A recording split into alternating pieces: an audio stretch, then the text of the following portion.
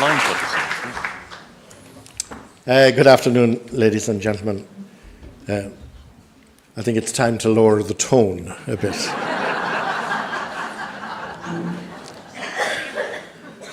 Imagine my having to come to Glenties at this stage of my life to hear that what Fianna Fáil is elasticity.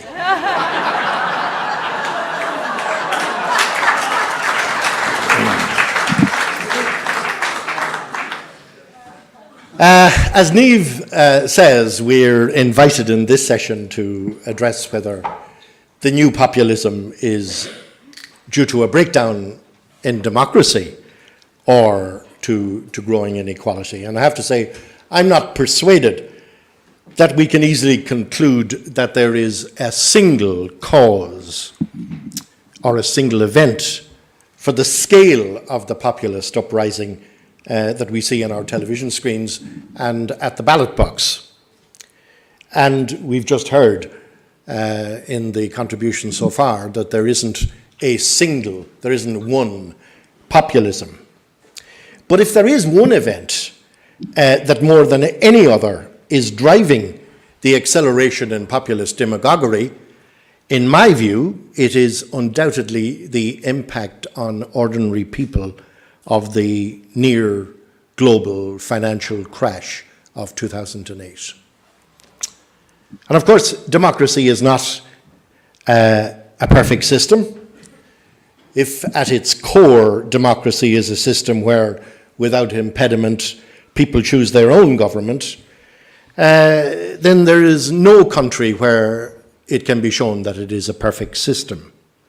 The remark attributed to Churchill that democracy is the worst form of government, except for all the others, seems apposite.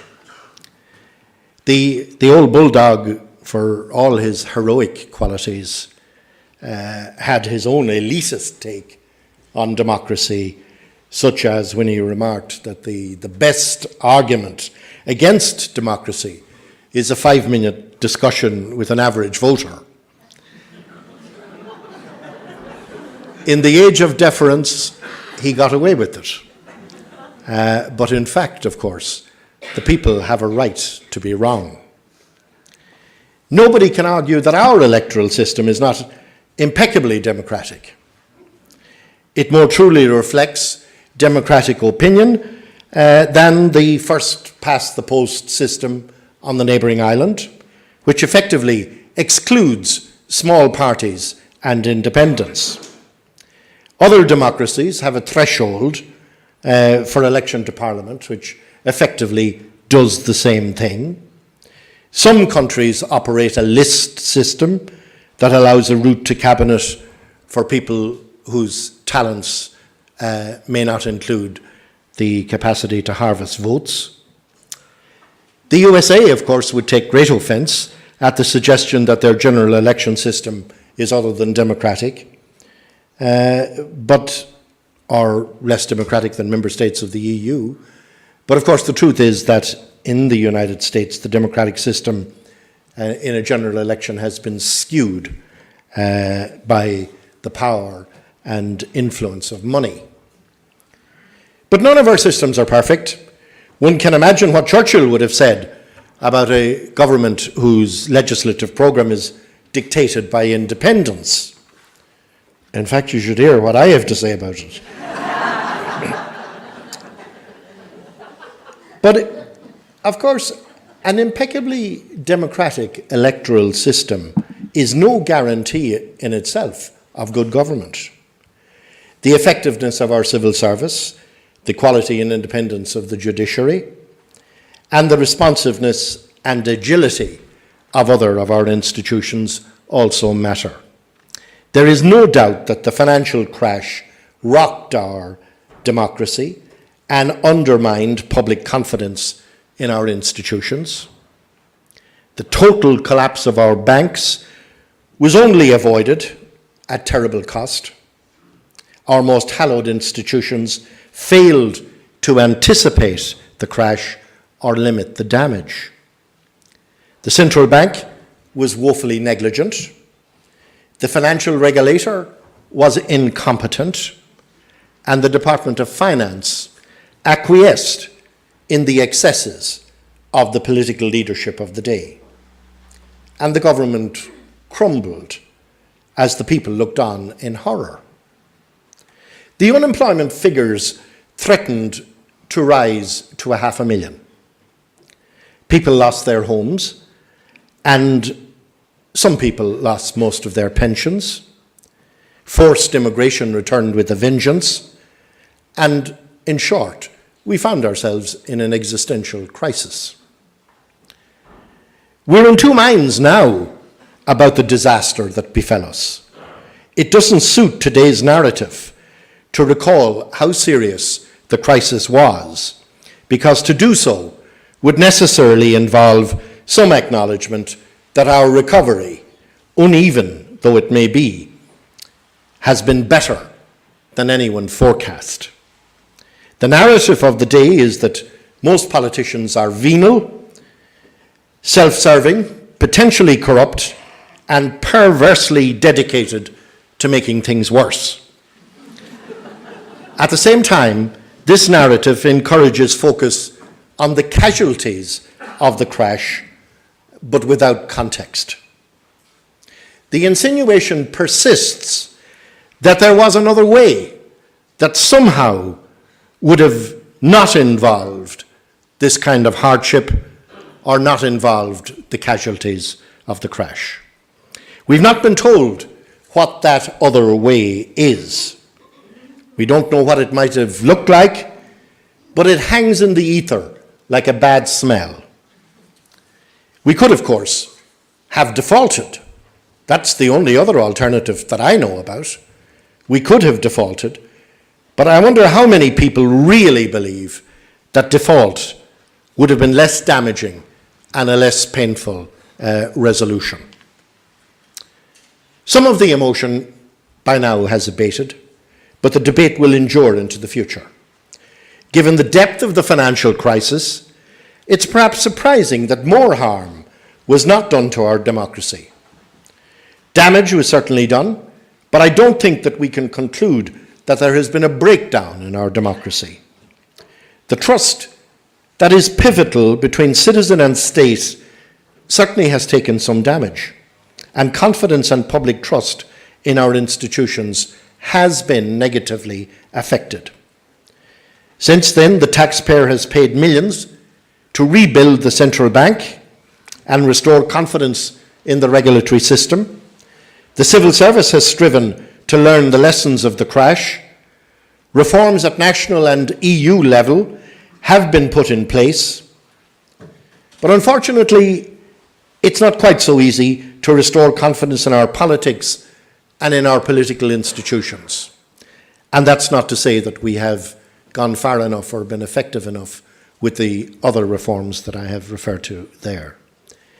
Nonetheless, we can't conclude that democracy has broken down, but the structure of our politics has certainly been seriously fragmented.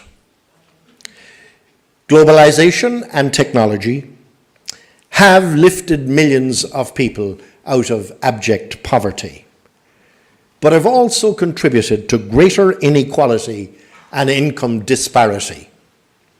Economists and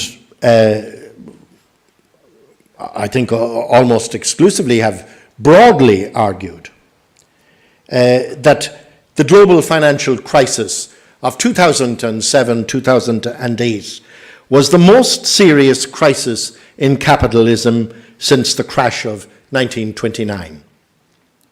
However, what is different is that on this occasion, the crisis did not lead to a depression as devastating as the Great Depression that followed the 1929 crash.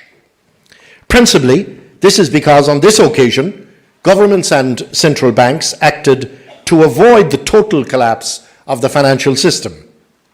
Nonetheless, the legacy of the crash lingers, and some people have suffered real hardship. Modern societies must have entrepreneurs, innovation, invention. However, whereas technological progress has always created new jobs, it has also left jobs obsolescent in its wake. This has happened at the same time as the income gap between those at the top and at the bottom has widened. This growing disparity in incomes and the concentration of unemployed, redundant workers in former industrialized communities have bred serious discontent and alienation.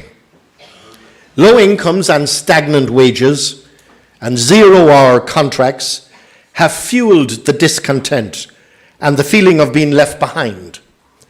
Conventional politics is seen as having failed to adequately come up with solutions. The financial crash has worsened that sense of alienation.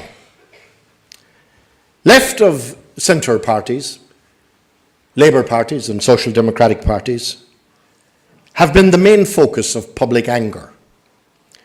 In Ireland, most people no longer distinguish between who caused the crash and who came to the rescue. New populist forces posing as anti-establishment have emerged to exploit this new environment. One definition of populism is the rejection of experts and a willingness to exploit the perception of conventional politics having failed without offering any credible alternative. The feeling is that mainstream European social democracy has run out of steam and no longer offers relevant solutions to match people's expectations. In the second half of the 20th century, social democracy was a major force in the transformation of European societies and in improving people's living standards. The war to end all wars in 1918 fundamentally altered the political, social, and economic landscape. But its settlement also laid the foundations for the conflagration that followed in 1939. The devastation of the Second World War plumbed new depths.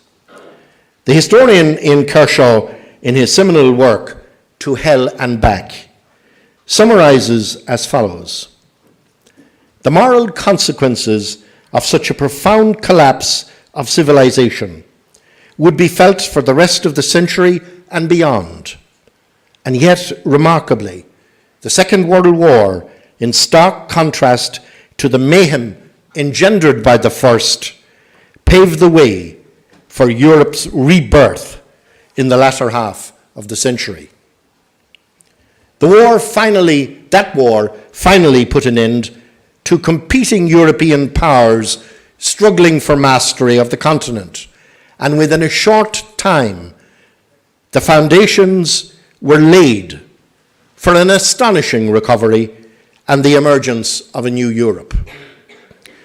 Although the horrors of war continued in some countries for some years after 1945, in terms of reprisals and pogroms and so on, new forms of pluralist politics were remarkably quick to reassert themselves. Nowhere was that transformative effect of social democracy more evident than in Britain, where the new Labour government established the welfare state, delivered a huge house-building programme, significantly improved workers' rights, improved access to second-level education, and took coal mining, the railways, gas and electricity into state ownership and nationalised the Bank of England. The establishment of the National Health Service was considered its greatest achievement. The rebuilding of Britain also provided badly needed employment for Irish building workers. In other European countries, the conflict within the left allowed the emergence of Christian democracy as a sometimes dominant force. Either way, the political landscape was changed utterly, and the founding of the common market, itself a peace project, gradually developed into the European Union that we know today. The social democratic agenda was greatly expanded. Women's rights, the rights of workers, were enhanced, access to education greatly expanded, and major strides made towards equality.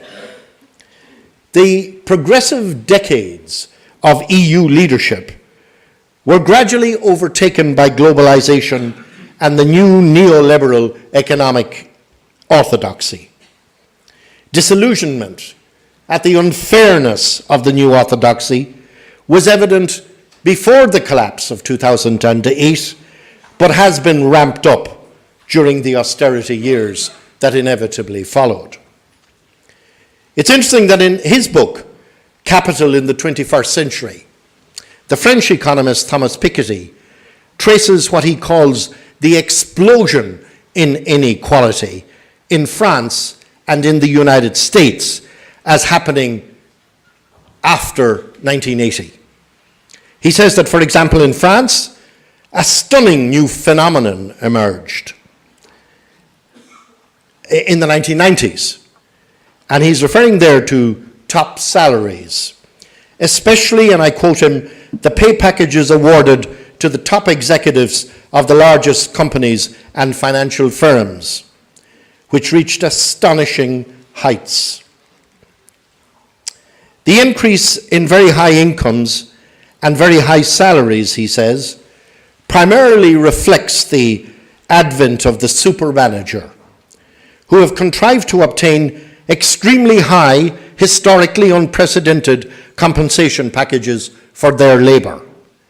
Piketty concludes that managers of banks and other financial institutions and traders operating in the financial markets are about twice as common to be found in the high-income groups as in the economy overall. It's a great pity that Piketty didn't come to Ireland to see how well we pay those gentlemen and how well they repaid us.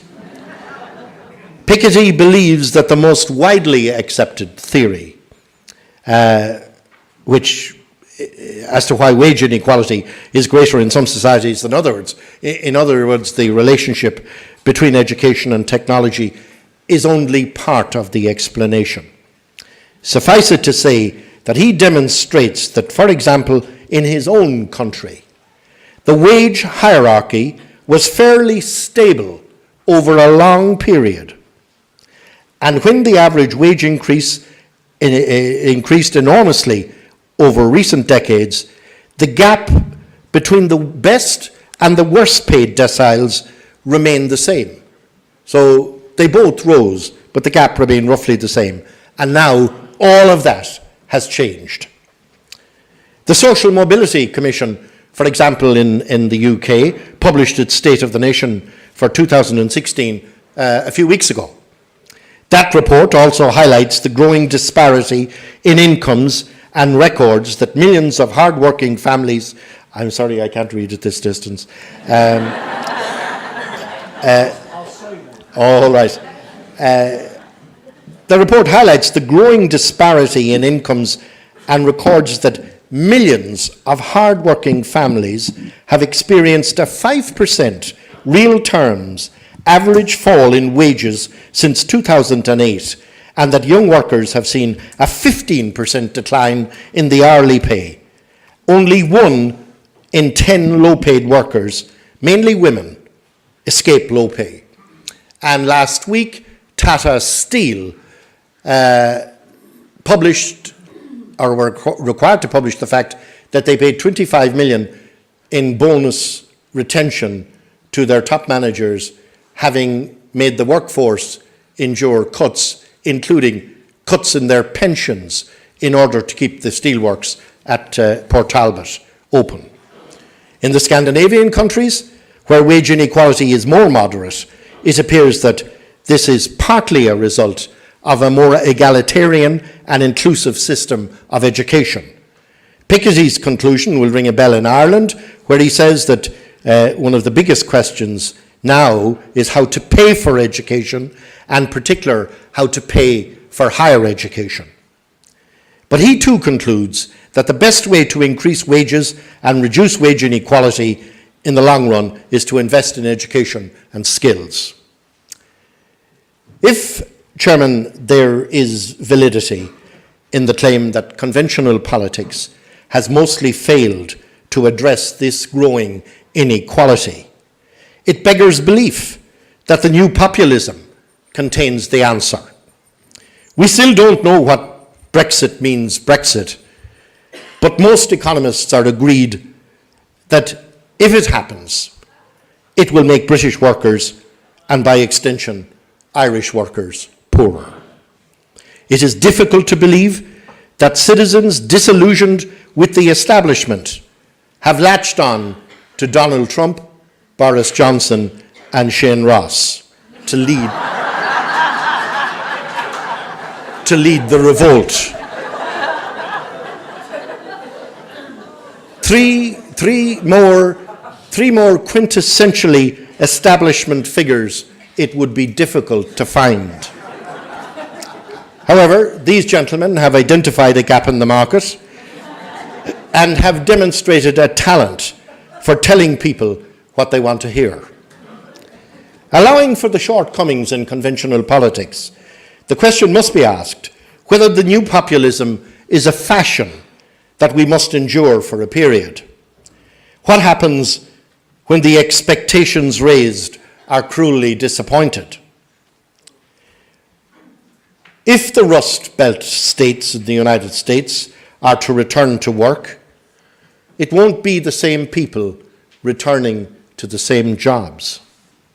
And Brexit or no Brexit, there will be no return to the old smokestack industries in Britain. Nor will a functioning Garda station at Stepaside usher in reforms of the Garda Síochána.